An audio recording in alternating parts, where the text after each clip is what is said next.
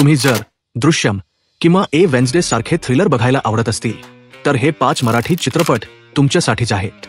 आज आपण अशा टॉप 5 मराठी सस्पेन्स थ्रिलर चित्रपटांबद्दल बोलणार आहोत जे तुम्ही आवर्जून पाहायलाच हवेत। आपल्या यादीत 5व्या क्रमांकावर आहे 2005 साली आलेला पण आजही अत्यंत रिलेव्हंट असलेला चित्रपट डोंबिवली फास्ट। एका शांत मध्यमवर्गीय माणसाचा संयम तुटल्यावर काय होतं। हा चित्रपट एका सामान्य माणसाची कथा आहे जो सिस्टीम आणि भ्रष्टाचाराला कंटाळून स्वतःचा नियम लावतो।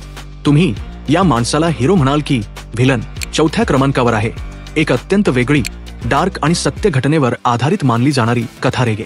एका हुशार मध्यमवर्गीय मुलाची ही कहाणी आहे जो शॉर्टकटच्या नादी लागून मुंबईतील अंडरवर्ल्ड आणि पोलिसांच्या जाळ्यात अडकतो।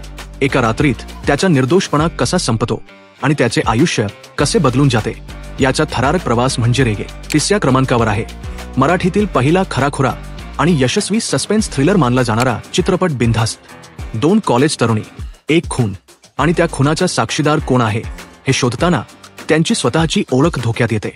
या चित्रपटातील शॉक व्हॅल्यू आणि रहस्यमय क्लायमॅक्स आजही तुम्हाला आश्चर्यचकित करेल। हा चित्रपट परफेक्ट मर्डर मिस्ट्री आहे। 2ऱ्या क्रमांकावर आहे तरुण पिढीला आवडलेला वेगवान आणि अत्यंत हुशार कथानक असलेला चित्रपट फास्टर फेणे।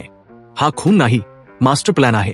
एका डॉक्टरच्या मृत्यूची साधी केस, पण हा तरुण हुशार रिपोर्टर फास्टर फेणे जेव्हा यामध्ये हात घालतो तेव्हा ही केस देशपातळीवरील षड्यंत्रामध्ये बदलते।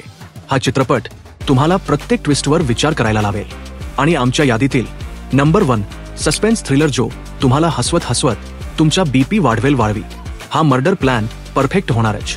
आपल्या बायकोला मारून तिच्या पैशातून दुसरीकडे पळून जाण्याचा प्लॅन, पण जेव्हा हा प्लॅन बिघडतो तेव्हा ब्लॅक कॉमेडी आणि सस्पेन्सचा असा जबरदस्त खेळ सुरू होतो की तुम्ही शेवटच्या क्षणापर्यंत हसाल आणि घाबरून जाल।